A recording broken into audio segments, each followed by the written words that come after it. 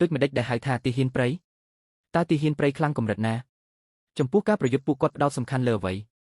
បាននិយាយសម្ដៅលើទីហ៊ានព្រៃគេតែងតែនិយាយសម្ដៅលើកងទ័ពដែលប្រតិបត្តិការនៅក្នុងព្រៃភ្នំឬតំបន់ពិបាកចូលដល់ហើយមានជំនាញរស់រានការលាក់ខ្លួនឬការឆ្លុបយកការនិងការវាយប្រហារទៅតាមស្ថានភាពភូមិសាស្ត្រដ៏ស្មុគស្មាញយន្តហោះចម្បាំងរថក្រោះនិងកាំភ្លើងធំមិនអាចធ្វើលើគាត់បានទេរួចបើហ៊ានយកថ្មើរជើងចូលដូចជាចូលអន្ទាក់អញ្ចឹងពីព្រោះថាការស្គាល់ភូមិសាស្ត្រព្រៃភ្នំពួកគាត់អាចប្រើប្រាស់អត្ថប្រយោជន៍ពីភូមិសាស្ត្របានដោយការលាក់ខ្លួនការក្លែងបន្លំឬក៏លែងភេទពិបាកនៅក្នុងការរកពួកគាត់ឃើញខ្លាំងណាស់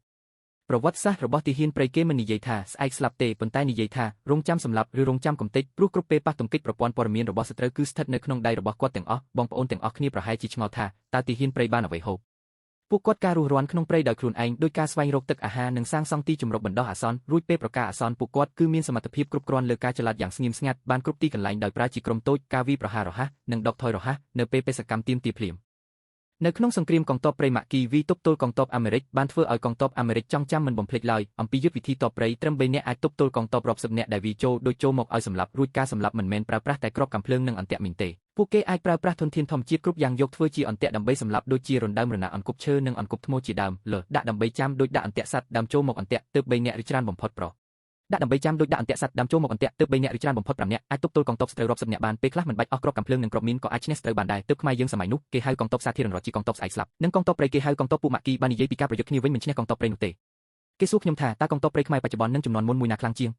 ខ្ញុំមិនហ៊ានថាជំនាន់នេះនិងជំនាន់មុនខ្លាំងជាងនេះទេប៉ុន្តែបើយោងទៅតាមអ្វីដែលខ្ញុំដឹងកងទ័ពព្រៃជំនាន់នេះគឺខ្លាំងដូចចម្បាំង5ថ្ងៃនិងចម្បាំង21ថ្ងៃខាងថៃវាចូលមិនចុះរួចរត់ចុះពីភ្នំសឹងតែមិនទាន់មកម្ដង100នាក់យ៉ាងច្រើនសល់10អ្នករត់ចោលកាំភ្លើងទើបនៅរស់ព្រោះតែហេតុនេះហើយទើបវាខឹងយើងខ្លាំងណាស់និងពួកវាស្អប់យើងណាស់ចុះភូមិសាស្ត្រដែលវាគ្រប់គ្រងខុសច្បាប់បានវិញតើពួកវាបានដោយរបៀបណា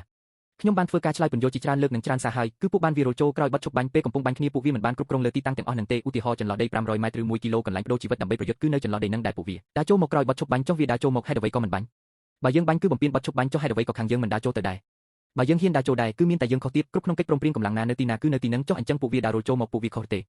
ប្រកាសណាស់ខាងពួកវាខុសរួចក៏បញ្ជាក់យ៉ាងច្បាស់ថាគឺពួកវាជាអ្នកឈ្លានពានយើងព្រោះវាកំពុងឈរជើងនៅលើទឹកដីយើងទើបបច្ចុប្បន្នយើងបានចោទលើពួកវាថាវាឈ្លានពានយើងពួកវាគឺត្រូវទទួលខុសត្រូវនៅឧក្រិដ្ឋកម្មសង្គ្រាមទាំងពីរលើកបងប្អូនដែលសង្កេតឃើញទេថាពួកវាបានលើកគ្នាយ៉ាងច្រើនមកខមមិនថាខ្មែរជាអ្នកឈ្លានពានសៀមដែរឬទេពួកគេគឺចង់លៀងខ្លួនយករួចខ្លួនប៉ុន្តែទៅមិនរួចនោះទេវត្ថុតាំងមានច្បាស់ណាស់បច្ចុប្បន្នពួកគេទៅមុខក៏មិនរួចថយក្រោយក៏មិនរួចទោះបីជាវាដកតបត្រឡប់ទៅវិញក៏ត្រូវតែទទួលខុសត្រូវដែរខ្ញុំសូមបញ្ចប់សំណេរត្រឹមតែប៉ុណ្្នឹងចុះខ្ញុំសូមគោរពអរគុណបងប្អូនយើងទាំងអស់គ្នាដែលបានលះបង់នៅចំណាយពេលវេលាដ៏មានតម្លៃដើម្បីអានពីដើមរហូតដល់ចប់នៅចុងបញ្ចប់សូមបងប្អូនត្រូវបន្តជឿជាក់លើរាជរដ្ឋាភិបាលយើងដើម្បីការពារជាតិមាតុភូមិរបស់យើងទាំងអស់គ្នាចប់រូបភាពឯកសារការហ្វឹកហ្វឺនកងទ័ពកម្ពុជា